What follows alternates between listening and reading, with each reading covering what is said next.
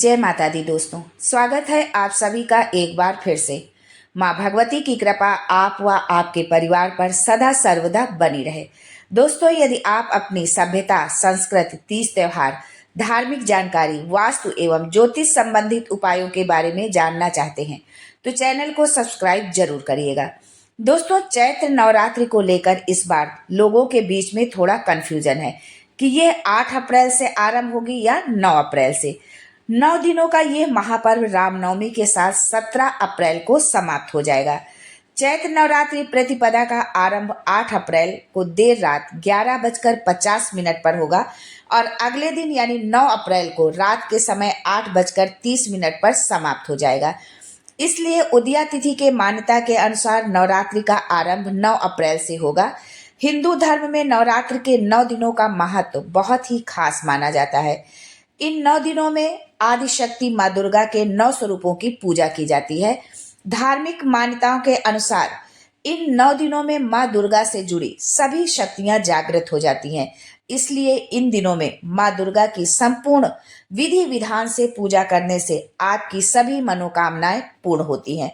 तो आइए जानते हैं आज के इस वीडियो में कि नवरात्रि कब से है, कलश स्थापना का शुभ मुहूर्त क्या होगा, कलश स्थापना की सरल विधि क्या है जो आप घर में अपने आप कर सकते हैं, और नवरात्रि पर किए जाने वाले कुछ उपाय भी आपको बताएंगे।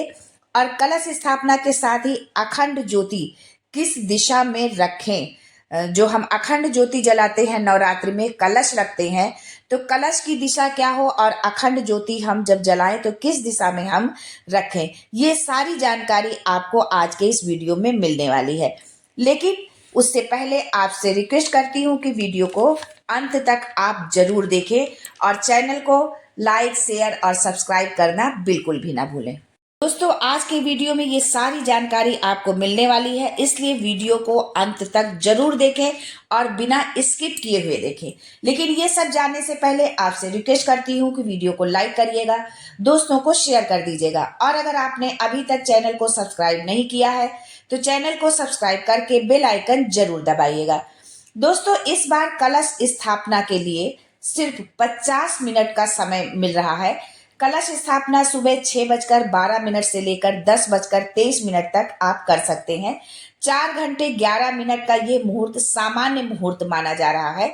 वहीं घट स्थापना के लिए अभिजीत मुहूर्त 12:03 से 12:53 तक कुल 50 मिनट का है। इस बार चैत्र नवरात्र के पहले दिन सर्वार्थ सिद्धि योग और अमृत योग का शुभ संयोग भी बन रहा है। यह सर्व कार्य सिद्धि के लिए बहुत ही शुभ माना जा रहा है। अभिजीत मुहूर्त में किसी भी तरह का कोई शुभ कार्य किया जा सकता है। दोस्तों, वास्तु शास्त्र के अनुसार नवरात्रि पूजा में नियमों का पालन बहुत जरूरी होता है। इसलिए कलश की सही दिशा क्या हो, मूर्ति स्थापना की सही जगह कौन सी होनी चाहिए, ये सब जो है जानकारी होना बहुत जरूरी होता है, क्योंकि इन सब का हमारे जीवन में गहरा प्रभाव पड़ता है। तो आइए जानते हैं नवरात्रि पूजा के नियम। दोस्तों, पुराणों में कलश का भगवान विष्णु का रूप माना गया है, कलश को। इसलिए नवरात्रि पूजा में सबसे पहले कलश स्थापना की जाती है।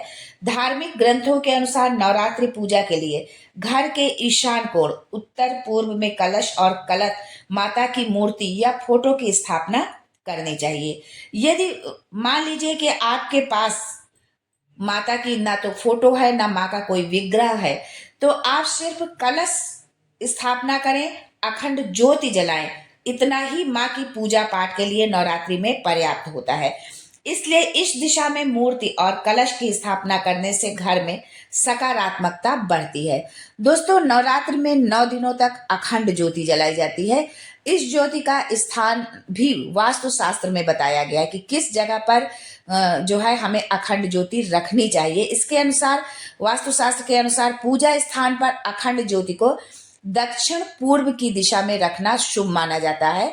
वास्तु के अनुसार इस दिशा में अखंड ज्योत रखने से आपके घर के लोगों का स्वास्थ्य अच्छा होता है और आपको जीवन के अलग अलग क्षेत्रों में विजय प्राप्त होती है और धन की आवक भी बढ़ती है। तो अब हम ये जान लेते हैं कि घट स्थापना की सरल विधि क्या है, जो आप बिना पंडित पुरोहित के स्वयं ही कर सकते हैं।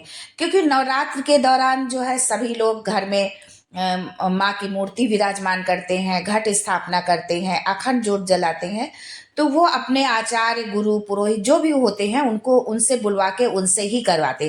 कभी कभी ऐसी स्थिति उत्पन्न हो जाती है कि हमको कोई भी पंडित पुरोहित आचार्य नहीं मिलते हैं।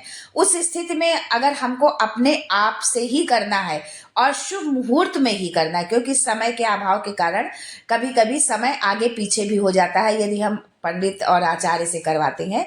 लेकिन यदि हम शुभ मुहूर्त में करना चाहते हैं तो हम स्वयं से किस तरह से बहुत सरल विधि से हम कलश स्थापना और अखंड ज्योति जला सकते हैं और इस कलश की स्थापना कर सकते हैं। हिंदू धर्म में किसी भी शुभ कार्य करने से पहले कलश स्थापित करते हैं, उसका पूजन करते हैं। कलश स्थापना के पीछे एक ये भी कारण है कि कलश में सभी देवी देवताओं का निवास होता है। यानी कलश जब हम रखते हैं तो कलश के जल में सभी तीर्थों का जल समाहित हो जाता है। जब हम कलश रखते हैं, चाहे मिट्टी का रखें चाहे धातु का रखें, किसी भी पात्र का हम कलश जब रखते हैं और उसमें जल भरते हैं तो सभी पवित्र तीर्थों का जल उसमें आ जाता है जब हम कलश की स्थापना करते हैं। कलश के मुख में भगवान विष्णु का वास होता है, कंठ में बाबा भोलेनाथ का वास होता है और मूल भाग में ब्रह्मा जी विराजते हैं। साथ ही कलश के बीच वाले भाग में देवियां निवास करती हैं, जो कि हम नवरात्रि के दौरान जो 9 देवियों की जो हम पूजा करते हैं। साथ ही घट को ब्रह्मांड में मौजूद शक्ति का प्रतीक भी माना जाता है।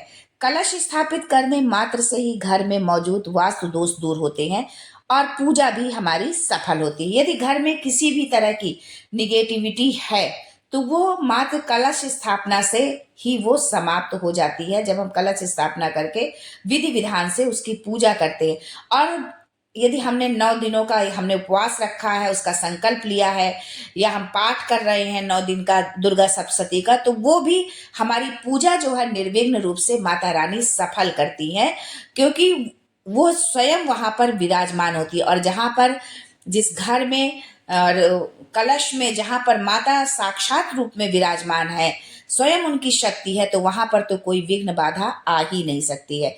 किसी भी शुभ कार्य करने से पूर्व घट स्थापित किया जाता है। उसे स्थापित करने की विधि भी अलग अलग होती है। मान लीजिए हम नवरात्र में करते हैं, गणपति में करते हैं, या कोई और भी धार्मिक अनुष्ठान है तो हम कलश की स्थापना करते हैं, लेकिन सबकी विधि अलग अलग होती है। दोस्तों, नवरात्र के पहले दिन कलश की स्थापना जवारे और अखंड ज्योति जरूर रखनी चाहिए।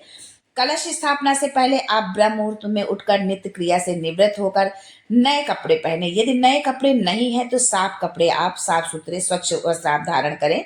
जहां आप कलश स्थापित करने वाले हैं उस जगह को साफ करके गंगा जल छिड़के, कलश मिट्टी या धातु का जो भी हो उसमें पानी भरें। पानी के अंदर बताशा, लौंग, सुपारी और 1 का सिक्का उसमें आप जो है कलश के अंदर आप जरूर डालें और थोड़ा सा अक्षत भी डालें, चावल डालें उसमें। कलश पर आम या अशोक के पल्लव यानी पत्ते उसमें लगाएं जो है। नारियल पर लाल रंग का कपड़ा लपेटे, उस पर कलावा बांधे और कलश के ऊपर आप रख दें। कलश में कलावा भी बांधे और रोली से स्वास्तिक का चिन्ह बनाएं। पान, सुपारी, दूर्वा और अक्षत रखें। स्वास्तिक जो हम कलश पर जो बनाते हैं, रोली से स्वास्तिक बनाते हैं, ये स्वास्तिक जो है 4 युगों का प्रतीक माना जाता है।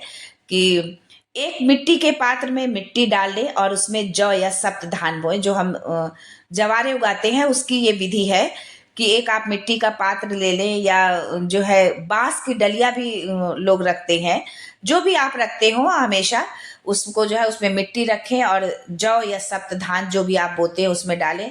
जौ बोने से माता अन्नपूर्णा की कृपा प्राप्त होती है और जीवन में कभी धन धान्य की कमी नहीं होती है। कलश स्थापना के बाद व्रत का संकल्प लें और माता का आवाहन करें।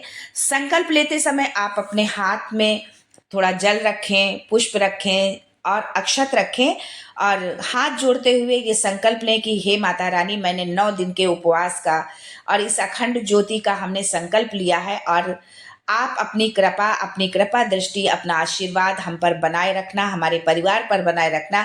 और हमने ये जो पूजा उपवास का संकल्प लिया है ये निर्विघ्न रूप से जो है ये संपन्न हो, ऐसा आपको संकल्प लेना है। दोस्तों, चैत्र नवरात्र में पूजा के समय घर के मुख्य प्रवेश द्वार पर माँ लक्ष्मी के चरण और ओम का निशान बनाना शुभ माना जाता है। इससे माता लक्ष्मी की कृपा बरसती है, घर की नकारात्मक ऊर्जा खत्म हो जाती है। मान लीजिए ये ओम का निशान और माँ लक्ष्मी के जो चरण है ये आर्टिफिशियल भी मिलते हैं, लेकिन अगर मान लो नहीं है तो आप रोली से आप जो है ये बना सकते हैं। जो भाई व्यवसाय से जुड़े हैं वो अपने दुकान ऑफिस के प्रवेश द्वार पर एक बर्तन में जल भरकर उसमें फूल डालकर उत्तर या पूर्व की दिशा में रखें। ऐसा करने से व्यापार व्यवसाय में बढ़ोतरी होगी। यदि आप नवरात्र को ये उपाय करते हैं, आपका कोई व्यापार व्यवसाय है तो आपका व्यवसाय जो है नहीं चल रहा है, रुका हुआ है, कोई आमदनी नहीं हो रही है, आपका व्यवसाय घाटे में जा रहा है, तो वो आगे बढ़ेगा, उन्नति करेगा। दोस्तों, इस नवरात्रि पूरे विधि विधान से माता की पूजा अर्चना करें। माँ भगवती आपकी सभी मनोकामनाएं पूर्ण करें। इसी शुभकामना के साथ आज के लिए बस इतना ही। दोस्तों, मिलते हैं अगले वीडियो में एक नई जानकारी के साथ। तब तक के लिए goodbye and thanks for watching my video.